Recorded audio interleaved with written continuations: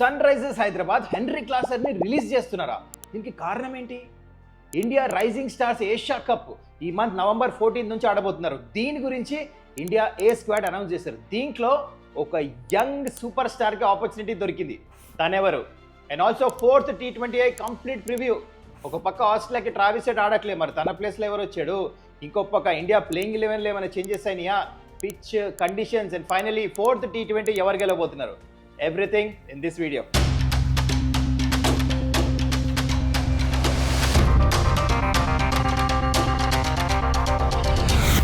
నమస్కారం, welcome to Suman's dugout. చాలా interesting news ఉన్నాయి ఇవాళ మీతో షేర్ చేసుకోవడానికి. 1 by 1 వెళ్దాము.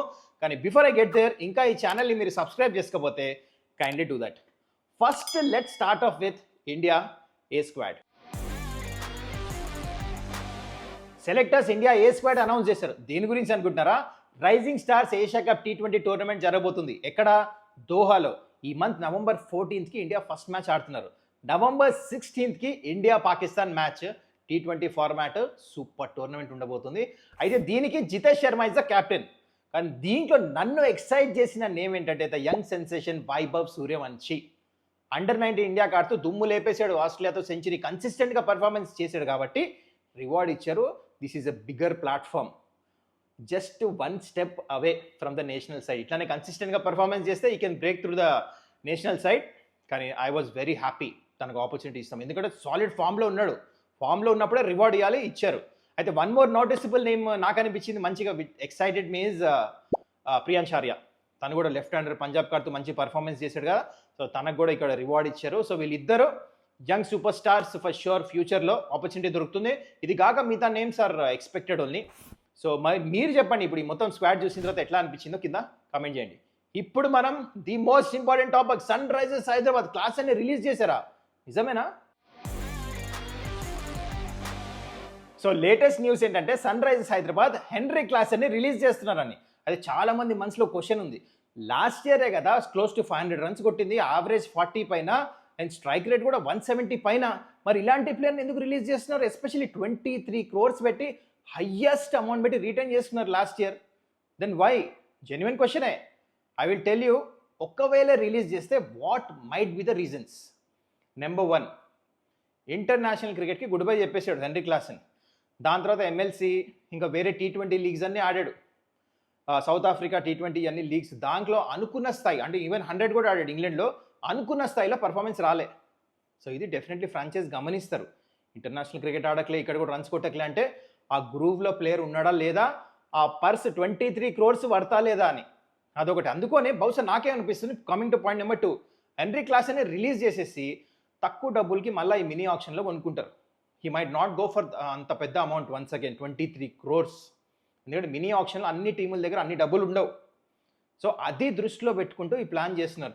ఇంకోటి కూడా నాకేమనిపిస్తుంది అంటే, ఒకవేళ హెన్రీ క్లాసర్ని రిలీజ్ చేస్తే ఇషాన్ కిషన్ని ఇంకా మొహమ్మద్ షమీని రిలీజ్ చేయరు, పెట్టుకుంటారు. ఇంతకుముందు రూమర్స్ ఉన్నాయి వీళ్ళిద్దరిని రిలీజ్ చేస్తారేమో అని చెప్పేసి, కానీ they might not do that. ఎందుకంటే డొమెస్టిక్ క్రికెట్లో ఇద్దరు మంచి పర్ఫార్మెన్స్ చేస్తున్నారు, ఇషాన్ కిషాన్ అండ్ మొహమ్మద్ షమీ కూడా. రీసెంట్లీ 5 wicket haul తీసాం రంజీ ట్రోఫీలో. స్లిమ్ అయిపోయి ట్రిమ్ ఉన్నాడు, మంచిగా వేస్తున్నాడు, రిధంలో అనిపిస్తున్నాడు. ఆల్వేస్ ఒక ప్లేయర్ హంగర్ ఉన్నప్పుడు, I want to do well, I want to come back to Indian team అనే ప్లేయర్స్ ఎప్పుడు మంచి పర్ఫార్మెన్స్ చేస్తారు. అందుకని I feel it's a good move వీళ్ళిద్దరిని రిటర్న్ చేసుకోవటం. On the other hand I feel henry Klaasen ఆ risk తీసుకుని వదిలిపెట్టి మళ్ళీ తక్కువ అమౌంట్కి బైబ్యాక్ చేస్తామని నా ప్లాన్ అనిపిస్తుంది, అది SRSది. And doing that is not a bad idea అని చెప్పేసి నాకు అనిపిస్తుంది. మరి దీని మీద మీరేమంటారు? Especially SRH fans, orange army fans ఏమంటారు కింద కమెంట్ చేయండి.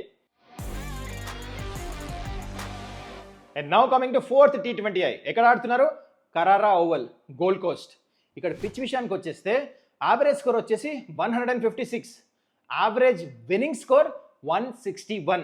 తక్కువ ఉంది కదా? ఎస్, మరి అంత హై స్కోరింగ్ వెన్యూ కాదు ఇది.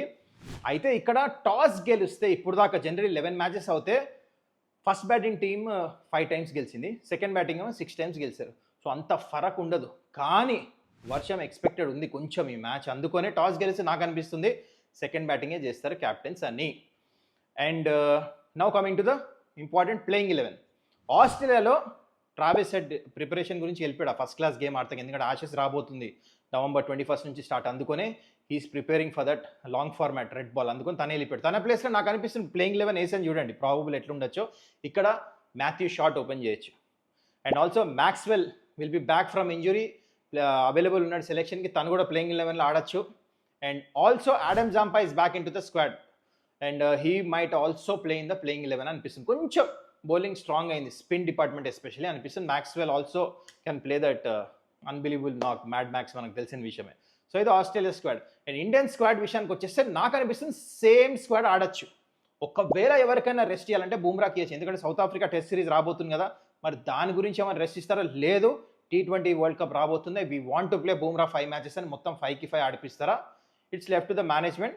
ఆడిపించిన దాంట్లో తప్పేం లేదు. నాకు అనిపిస్తుంది సౌత్ ఆఫ్రికా సిరీస్ కంటే ఎక్కువ most important right no T20 world cup preparation, especially ఇలాంటి అపోనెంట్స్తో బూమ్రా ఆడతాం ఇంపార్టెంట్. అందుకని ఐఎమ్ సింగ్ same squad. And also Kuldeep Yadav వెనక్కి వెళ్ళిపోయాడు ఇండియాకి, ఎందుకంటే టెస్ట్ సిరీస్ గురించి ప్రిపేర్ అవుతున్నాడు సౌత్ ఆఫ్రికా.